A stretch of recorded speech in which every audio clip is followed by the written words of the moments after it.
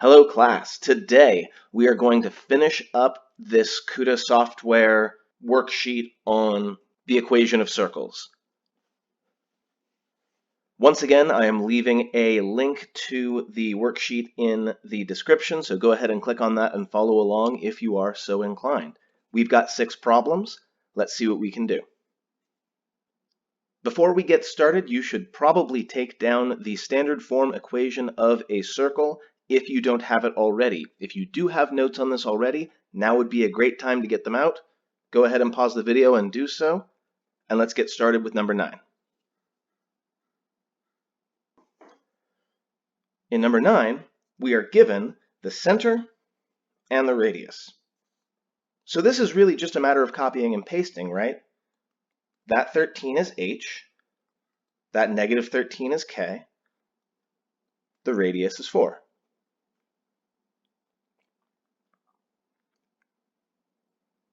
So all we have to do is recopy this standard equation, except fill in the values that we've got. So x minus 13 squared plus y, now be careful here, y minus negative 13 is the same thing as y plus 13 squared equals r squared. 4 squared is 16.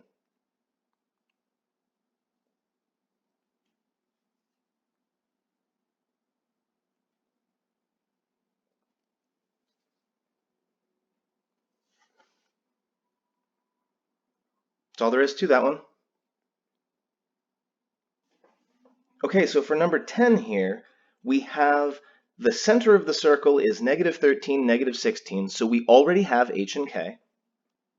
But it doesn't give us the radius directly, does it? It just tells us that there's this point on the circle, negative 10, negative 16. Well, to visualize this, let's go ahead and make a circle. So here's a circle, and let's go ahead and approximate its center.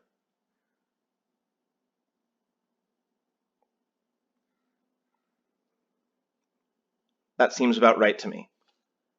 Now we know that the center is negative 13, negative 16. Now where is that in relation to the other point that we've got, negative 10, negative 16? Well, let's see. We know that x means left and right, and we know that y means up and down. Pretty clearly, we're not moving up or down because we start at negative 16 and we end at negative 16. From negative 13 to negative 10 is actually 3 spaces, be careful, to the right. Remember, when you're going from negative 13 to negative 10, you're actually going up the number line. Negative 10 is a higher number than negative 13. And this radius between them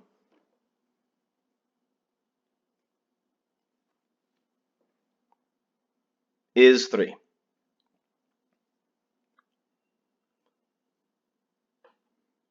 So now that we've got all 3 pieces that we need, h, k,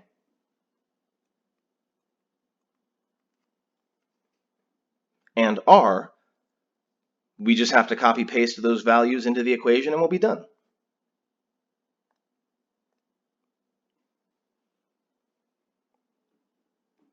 X minus negative 13, so plus 13 squared, plus y plus 16 squared equals 3 squared. Or if you prefer, you could have written 9 instead. Both are correct.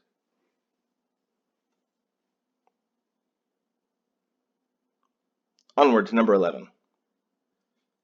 Number 11 says the ends of one of the diameters of the circle goes from 18, negative 13 to 4, negative 3. Okay? So we've got these 2 points on this circle. So here we've got a circle whose diameter goes between the points 4, negative 3 and 18, negative 13. Now, obviously, this is not a perfectly accurate representation. I didn't draw it on any axes or anything like that. I'm a visual person, so I need to see what this looks like. The center will be exactly in the middle of those 2 points. It's almost like it's the middle point, or if you prefer, the midpoint. Now, if you recall from Integrated Math 1, the way that you find the midpoint between 2 points is just the average of the 2 x values and the average of the 2 y values. So to find the center, all I have to do is take the average of 4 and 18,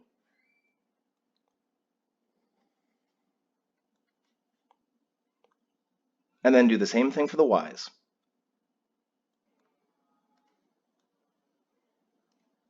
So now we know that this center is at 11, negative 8.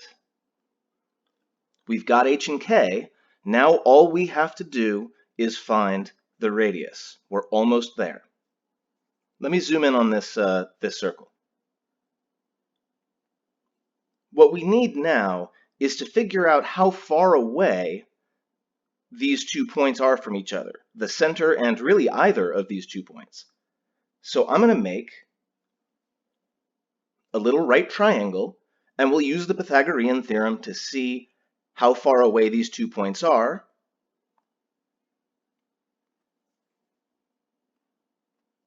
Which will give us our radius.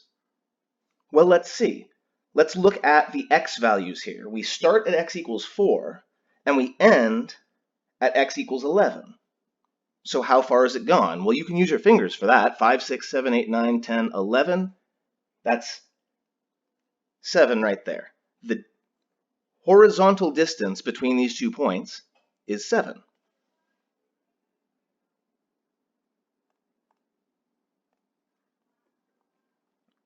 Now let's look at the y's. From negative 3 to negative 8, well, that's negative 4, negative 5, negative 6, negative 7, negative 8. That is 5 spaces down, so that side is 5.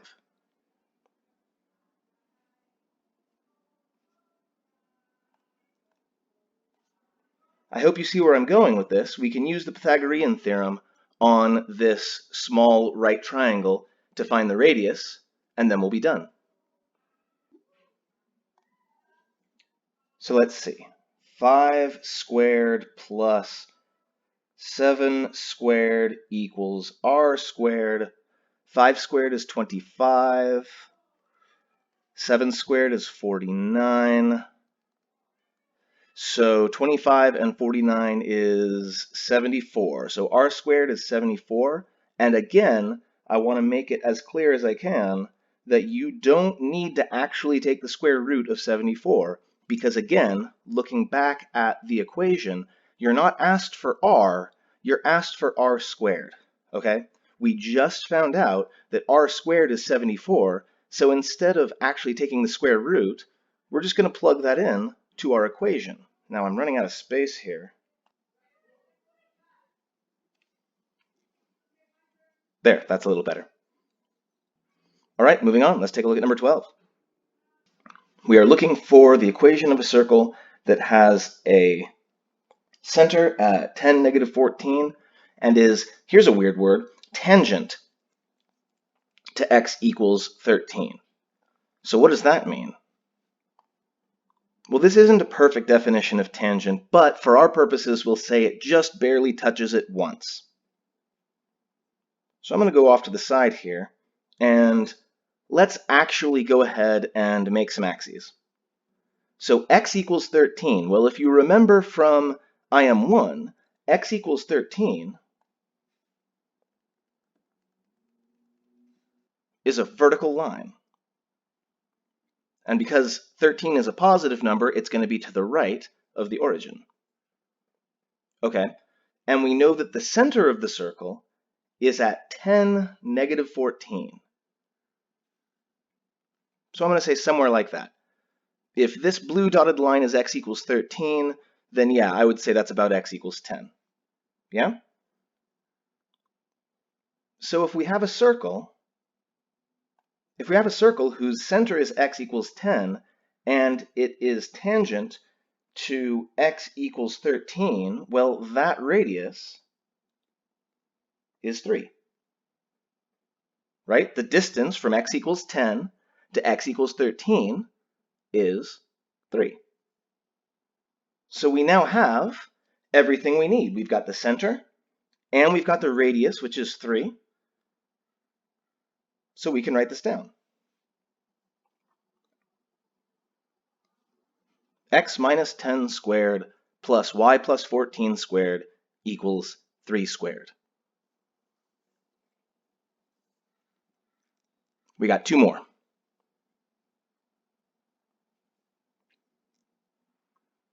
Number 13.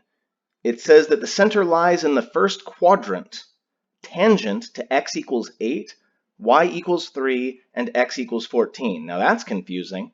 Let's go ahead and make some axes. Now you'll notice that my sketches are very sketchy. Like, I'm not doing this on graph paper, I'm just kind of trying to visualize stuff. So we know that it's tangent to x equals 8, which we'll say, I suppose, is right about there. It's also tangent to x equals 14, which we'll say is right about there. And it's tangent to y equals 3, which I guess we'll say is right about there.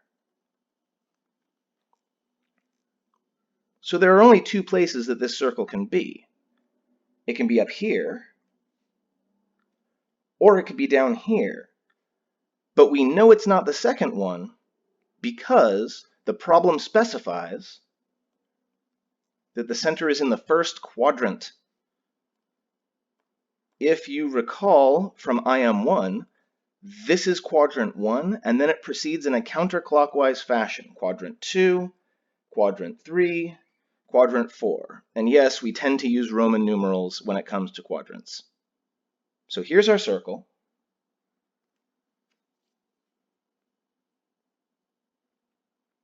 Tangent to all 3 of these. Let's zoom in.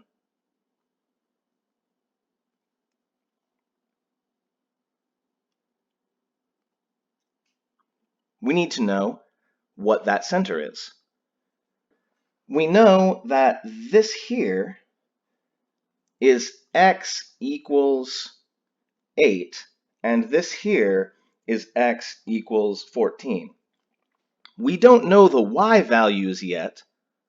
We don't know the y values of those points, but we do know at least that the x value of the left one is 8 and the x value of the right one is 14. So I bet we can find that radius. Well, let's see. The distance from 8 to 14 is 9, 10, 11, 12, 13, 14. It's 6. So if 6 is the distance of the whole diameter, then r is 3.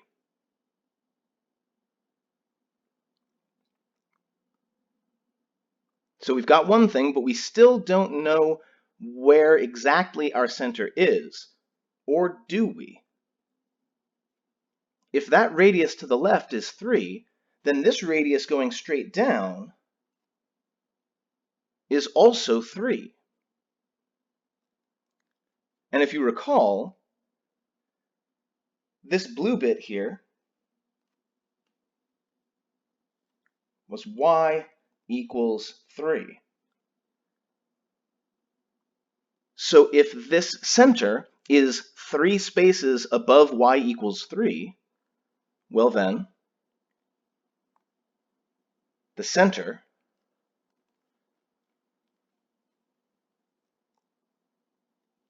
must be, let's see, 11, the x value directly between 8 and 14, 6. Because the center is 3 spaces above y equals 3.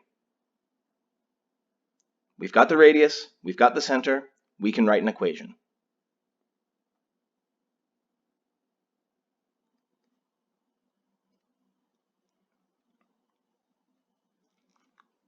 X minus 11 squared plus y minus 6 squared equals 3 squared.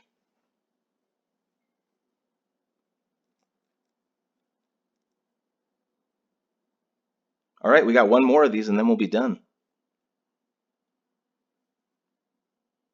This one says the center is at 0, 13, so we've already got h and k.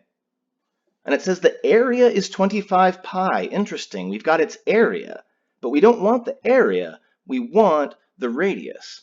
Fortunately, we remember, I hope, that the area is equal to pi r squared, pi times the radius squared.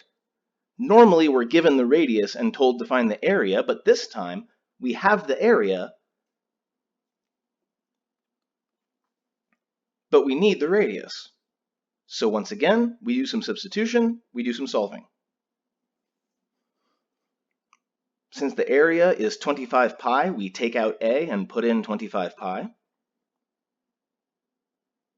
Looks like I can divide both sides by pi. And it cancels on both sides, which is kind of cool. And I get r squared equals 25. I square root both sides. And remember, I'm only doing the positive square root, the principal square root, because this is a radius which can't be negative. So r is 5.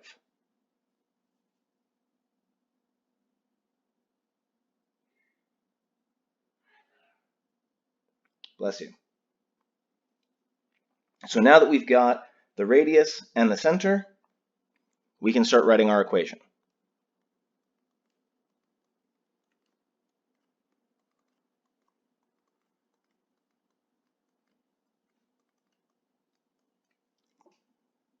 X minus 0 squared plus y minus 13 squared equals 5 squared, which can be rewritten as, but I want to make it very clear that both of these are correct answers in my class, okay? It doesn't matter exactly how you simplify your answer, so long as it is accurate.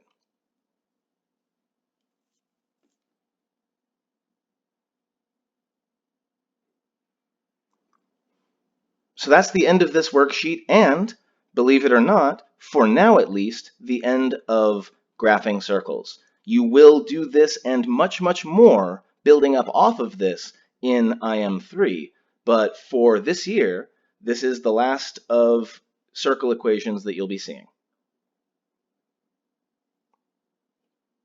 So with that in mind, I hope the video was useful. I hope you're taking care of yourself. I hope you're taking care of each other. Have a great day. Class dismissed.